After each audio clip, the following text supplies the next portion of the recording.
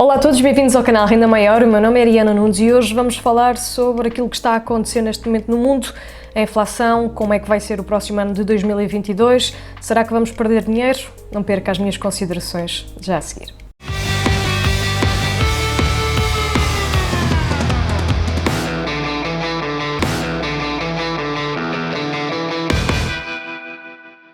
Como é habitual, quero começar por agradecer a todos que se encontram desse lado e que ajudam o canal a crescer. O meu sincero muito obrigada desde já. Se ainda não são inscritos ou se apenas chegaram agora, por favor, cliquem aqui em baixo, subscrevam e façam parte deste projeto, onde eu falo de educação financeira, mas também de investimentos na realidade portuguesa. Vamos agora então passar para a tela do meu computador para podermos falar sobre estes assuntos que dominam, neste momento, o panorama financeiro. Pois bem, já estou aqui então na tela do meu computador. Como vocês podem ver, estou neste momento no site da corretora XTB, que é a corretora que apoia este vídeo. O link vai ficar aqui em baixo na descrição, se assim quiserem aceder. Podem ter então as vossas ações e ETFs sem comissões. Relativamente aqui também ao curso gratuito que vocês podem fazer online, está totalmente disponível para quem quiser investir em ETFs. Neste momento vamos falar então aqui do bicho-papão, daquilo que é a inflação e o que está a acontecer no mundo. E a generalidade aqui, então, dos países envolvidos. Neste caso, a inflação subiu para 2,8 em dezembro, uma taxa média, então, de 2021 fixada em 1,3, sendo que os produtos energéticos têm, então, aqui uma inflação de 11,2.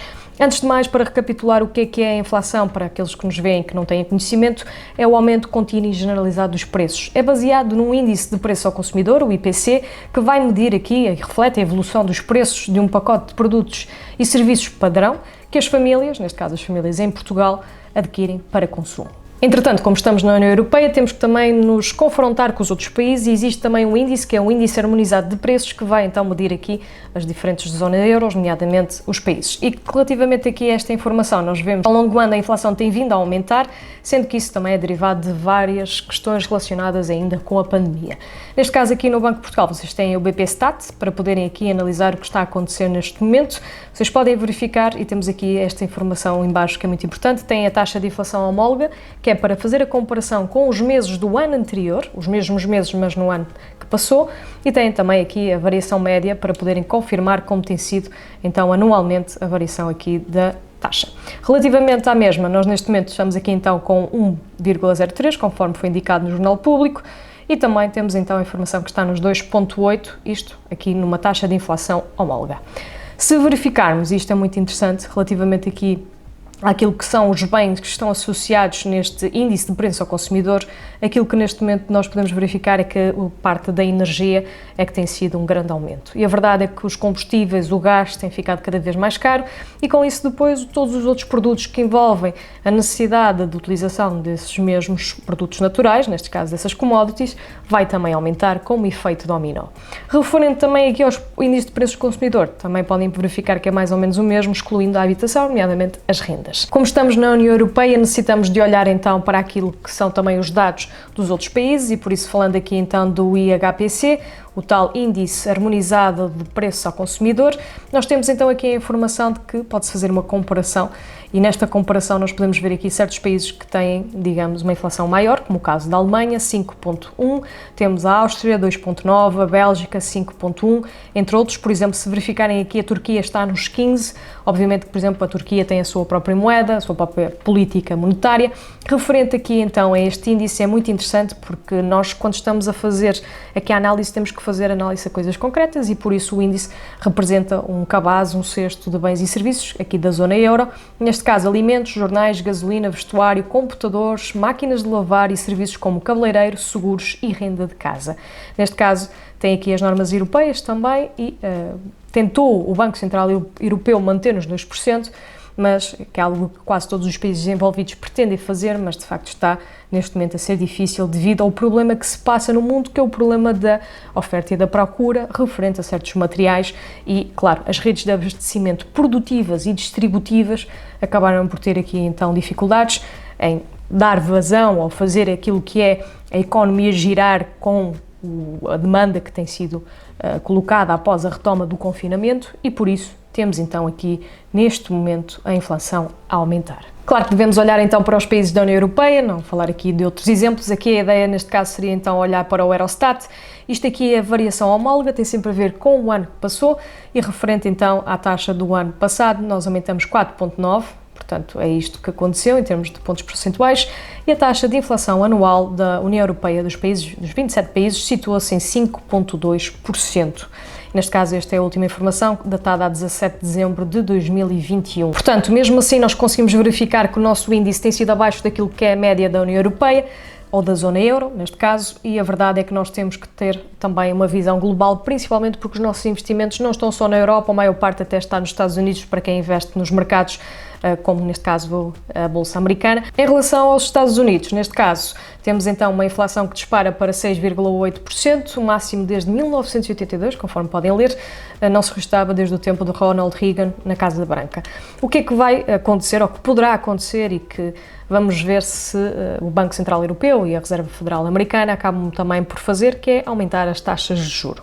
Aumentar as taxas de juros tem, por um lado, um aumento dos empréstimos, daquilo que está indexado às taxas de juros, e, por outro lado, isso vai fazer com que as pessoas poupem mais, mas também investam menos. Isso, de facto, atrasa a economia, mas também atrasa a evolução dos preços, de maneira a tentar estabilizar a inflação. Porém, como disse, relativamente àquilo que são os empréstimos, este livro que se chama Multiplique o Seu Dinheiro, está disponível em todas as livrarias em Portugal, e aqui eu falei sobre um exemplo prático. Em junho analisei aquilo que é a taxa de referência na União Europeia, que neste caso é a Euribor, e muitas pessoas têm empréstimos à habitação associados, e se fizermos um exemplo, conforme dei aqui neste livro, de 100 mil euros por 30 anos com um spread de 1,5 indexado ao Euribor, nós neste caso acabamos por ter então uma mensalidade de cerca de 320 euros com as taxas a junho de 2021.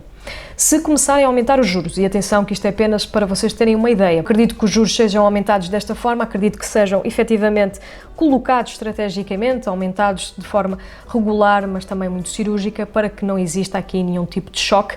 Contudo, aquilo que vai acontecer se nós tivéssemos uma taxa de 5% na Euribor, coisa que já aconteceu antes da última crise financeira, essa mesma prestação passaria para cerca de 650 euros.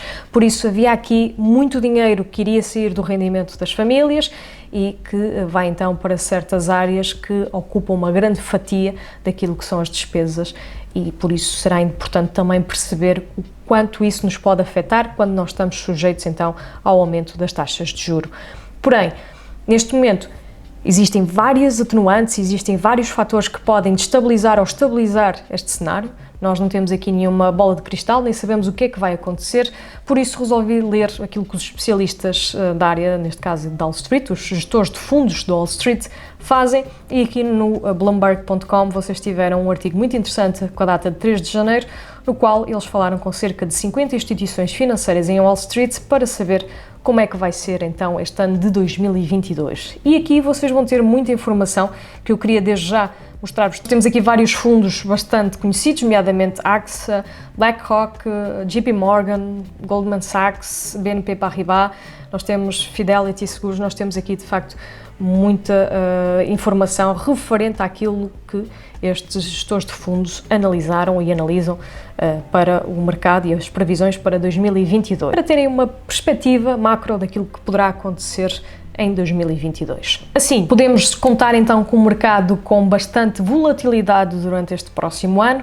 A inflação, neste caso, para alguns vai ser transitória, para outros vai ser mais baixa durante a segunda parte do ano de 2022, neste caso o segundo semestre.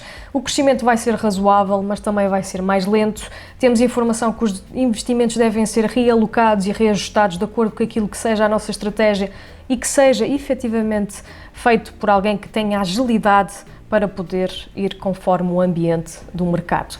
Claro que isto vai necessitar, para quem faz uma gestão ativa, de mais informação, de mais acompanhamento. Para quem faz uma gestão passiva, deverá então, como por exemplo investir em ETFs a longo prazo, continuar na sua estratégia, porque já sabe que existem alguns anos que poderão não ser tão rentáveis.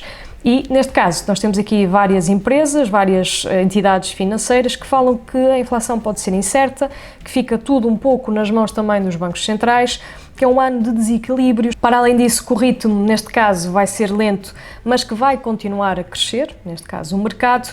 Relativamente aos estímulos, eles já vão ser retirados e que, de facto, a pandemia poderá continuar a dar choques no mercado financeiro. E a verdade é que basta mais um confinamento e o mercado poderá voltar a ressentir-se. Neste artigo também podemos encontrar um fundo que indica que existe 10% de chance de haver uma recessão financeira.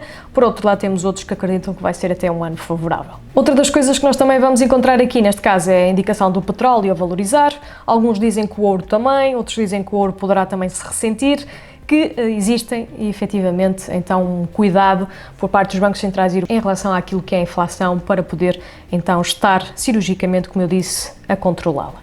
Neste momento é aquilo que nós temos e que esperamos para este ano de 2022. Neste momento podemos falar aqui também, neste caso, de alguns ETFs que estão com proteção daquilo que é a inflação, portanto tem a ver com obrigações que têm essa proteção, Inflation Protected. Neste caso tem aqui alguns destas empresas que tivemos a ver aqui no Bloomberg e que falei, digamos, de uma forma resumida.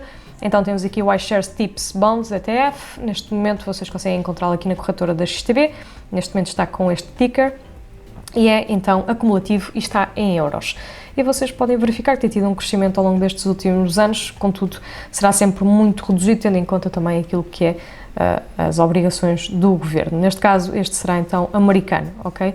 Relativamente a este tipo de investimentos, não existe um investimento que neste momento nos dê garantia que vai ser um investimento com bom retorno. Sobre os investimentos que em 2021 tiveram um bom retorno, é isso que nós poderemos ter a certeza, porque já passou o ano e conseguimos ver então aquilo que aconteceu e a performance neste momento bate tudo, é Bitcoin.